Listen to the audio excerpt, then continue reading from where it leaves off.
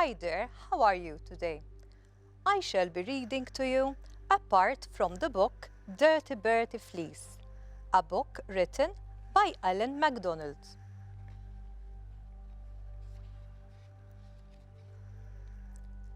Scratch, scratch, scratch. Bertie was reading his comic at the table. Bertie, do you have to do that? Asked Mum. What? Keep scratching like that? You're worse than a dog. I can't help it. I'm itchy, said Bertie. He went back to his comic. Scratch, scratch. He scratched his leg under the table. Scratch, scratch. He scratched under his pyjama top. Scratch, scratched. He itched his arm. Bertie, what's wrong with you? Said Mum. Sorry, shrugged Bertie. I'm itchy all over. Let me take a look at you, said Mum. She rolled up his sleeve to inspect his arm. A look of horror appeared on her face. Oh no, fleas! Fleas? Cried Susie. Fleas? Cried Dad. Where? I can't see them, said Bertie, peering at his arm curiously. Mum pointed at the tiny red dots above his elbow. There, she said. Those are flea bites. Susie shifted her chair away from Bertie. Ooh, keep away. I don't want your fleas. She scratched her hair. Maybe her grubby little brother had given her fleas already. Maybe she had fleas all over her. She fled from the table and dashed upstairs to the bathroom. But where did he get them? Asked Dad. I bet I can guess, said Mum grimly. Whiffer was in the lounge, dozing peacefully in an armchair.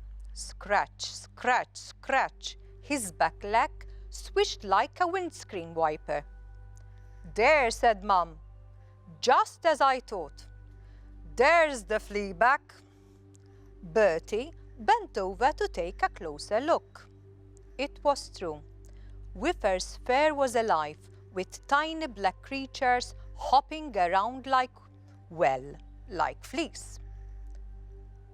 Good grief, said Mum. He's crawling with them. Wow, millions, said Bertie. Enough to start a flea circus, muttered Dad, keeping his distance.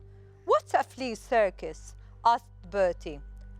Oh, you used to get them years ago, said Dad, performing fleas, doing tricks and things. Bertie could hardly believe his ears.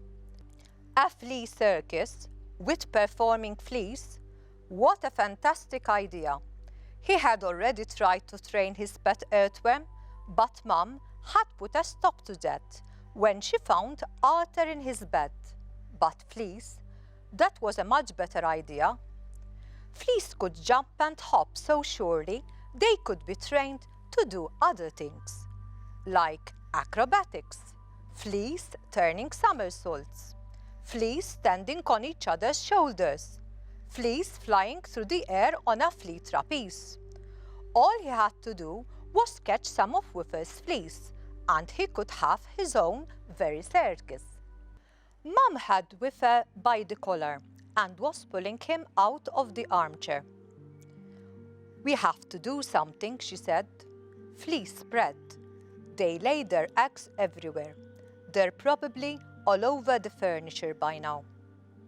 Just thinking about it made Dad feel itchy. How do you get rid of them? He asked.